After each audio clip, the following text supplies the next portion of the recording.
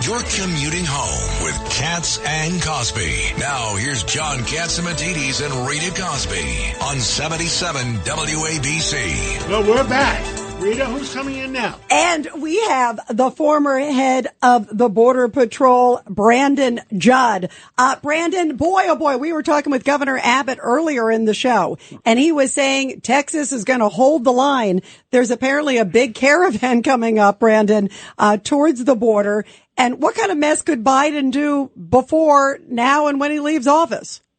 He's already messed everything up. There's not a whole lot more that he can do. It's just simply releasing people into the United States. He's going to continue to have. Now, that caravan that you're looking at, you have to remember, though, they all disperse once they get closer to the border. The cartels will take them and move them to different places. So it's not just one big group crossing in one location. They'll split them up and cross them in different locations and cross them at different times so that it doesn't seem as big as what it really is. But you got to remember, we're under this administration, we deal with a caravan every single day. When we apprehend over 1,000 people, Jay Johnson, the former secretary under Obama, said that that's a crisis, and we're doing that every single day under this administration. So it's a caravan every day, but it's nice that the American people are able to get a visual of exactly what we deal with on a day-to-day basis. Yeah, it looks like a football field of like a stadium coming towards you. Brandon, there's a story out today too talking about there's this new app that's coming up, and it's actually going to be launched, they said, next month in New York City.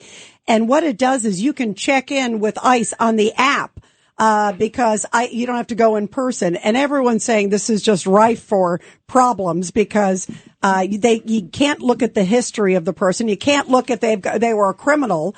And you don't know where they are. And you don't know where they are. Yeah, John, that's the point that's most important. So, there's a story that just came out, Fox News, that just said that there's 1.4 million people that have been ordered deported that haven't left the United States. The reason that they haven't left the United States is because we don't know where they're at. They weren't deported. They didn't show up to their court appearance. The judge ordered them deported in what's called absentia. In other words, they weren't there.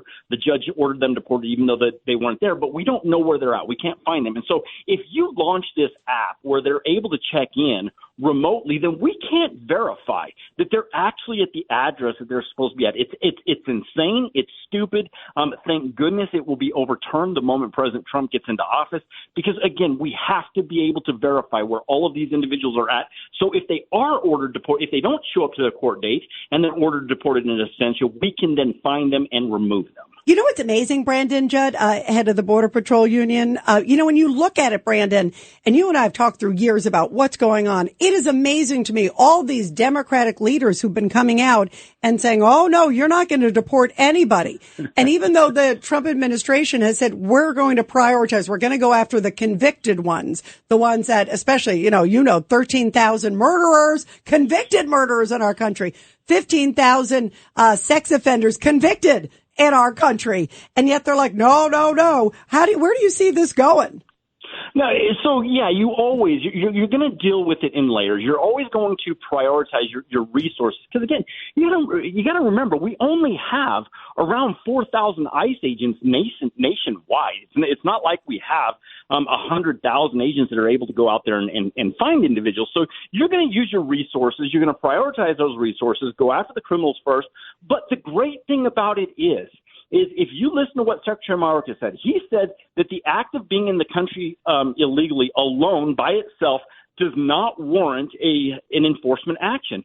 What President Trump is saying is, we're going to go after it in tiers. We're going to go after the criminals first. But if we find somebody that is in the country illegally, it does warrant an enforcement action. And what that's going to do is that's going to send a message to an awful lot of people. And I believe, just like what happened in the first administration, we're going to see a bunch of self-deportations because these individuals are not going to want to be taken into custody and then have a deportation on their record. Because if they have that deportation on their record and they re-enter the country, that's now a felony. So we're going to see a lot of people, they're going to leave the country on their own, and then they're going to apply in a legal manner to come back. And that's what we want. We just want legal immigration. We don't want illegal immigration. This has nothing to do with race. It has nothing to do with what countries we're dealing with. It has everything to do with what's legal and what is illegal. And we are absolutely anti-illegal immigration. Judge Weinberg. And Brandon, I want to commend you. You know, Tom Homan was on the show with us last night, and he pointed out under 18 U.S.C. Section 2, which is the aiding and abetting statute, you can have criminal actions against those officials in city and state government who are deliberately blocking cooperation with the immigration authorities. And I think that's another way to deal with it. Absolutely. Absolutely. You know, it's funny because I was on Hannity's show and I was being interviewed, and I told him, and this is not tongue in cheek.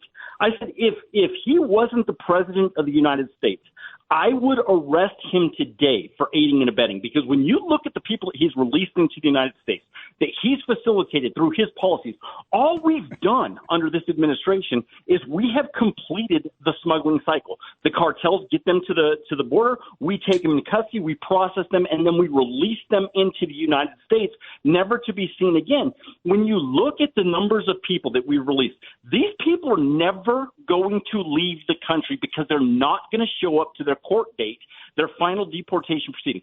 They will show up to any appointment if there's going to be a benefit. If they're going to get a work permit, they'll show up. If they have to renew that work permit, they'll show up. Brandon, but that final deportation proceeding, they never show up to. Brandon, somebody is guilty of treason allowing these people in the way they're coming in. I use the word treason on the American people. Yeah, again, when you look at the policy that they set forth, that this administration set forth, they were simply pandering to a far left base. They looked at it and they said they decided that illegal immigration was not going to hurt them in the polls, and they pandered to their far left base, and they allowed so many millions of people. And that's what we know of. When you look at the gotaways, you know, we were able to detect around 2 million gotaways, but we don't detect everybody that crosses the border illegally. So that 2 million could be as many as 4 million. We have let millions upon millions of people into this country, and these people, again, are not going to comply with our laws. They're not going to show up to their court dates. That has been proven time and time again. Again, 1.4 million people have been ordered deported, but they're still here because they disappeared into the shadows of society. Yeah, absolutely. Well, keep us posted. Thank you for your great service there, Brandon. Judd, it's wonderful to have you here. Rita, it was good to talk to you. John, it was good to talk to you. Thank you. Thank you so much.